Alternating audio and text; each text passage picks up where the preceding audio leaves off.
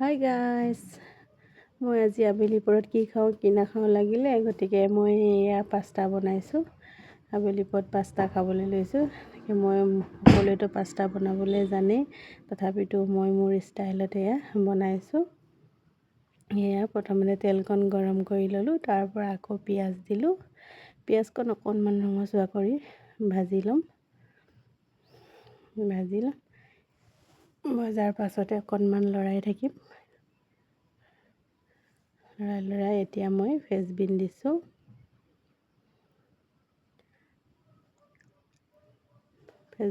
অলপমান এতিয়া লৰোৱাৰ পাছতে অকণমান ফ্ৰেঞ্চবিনটো ফ্ৰাই কৰি লওঁ।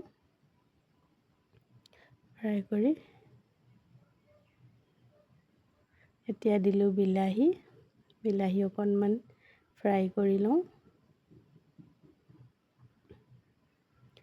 মই ইমান ভালকৈ পাস্তা বনাব নাজানো, তথাপিতো ট্ৰাই কৰিছোঁ। এইটো সৈতে দুবাৰ বনালোঁ। এতিয়া সোৱাদ অনুসৰি নিমখ দিছোঁ। ৰং গুড়া অকণমান দিলোঁ। এতিয়া ৰেড চিলি অকণমান দিম, জিৰা আৰু অকণমান ধনিয়া। বৰ বেছিকৈ মছলা যিহেতু নাখাওঁ, আৰু পাস্তা বনালে তাত মছলা নিদিলে সোৱাদটো বৰ ধুনীয়াকৈ নুঠে, গতিকে এয়া এনেকৈয়ে দি এতিয়া অকণমান ভাজি লৈছোঁ। এতিয়া দিম পাস্তা। এতিয়া পাস্তাখন ধুনীয়াকৈ লৰাই ভাজি থাকিম। এয়া আজি আবেলি পৰৰ পাতলীয়া আহাৰ। সকলোৱে পাস্তা বনাব জানেই, মই মোৰ ষ্টাইলটো অকণমান আপোনালোকক দেখুৱাইছোঁ।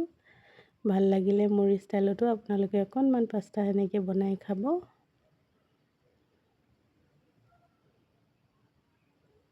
এয়া ভাজি পাস্তা অকণমান ৰঙচুৱা কৰি ল'লোঁ।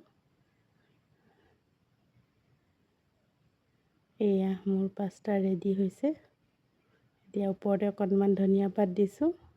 ধনিয়া পাতটো দিলে চেণ্ট এটা বৰ সুন্দৰকৈ আহে আৰু খাবলৈ খুবেই টেষ্টি হয়। মোৰ পাস্তা বনোৱা ষ্টাইলটো আপোনালোকক অকণমান দেখুৱালোঁ, আৰু এয়া মোৰ পাস্তা ৰেডি। বাই।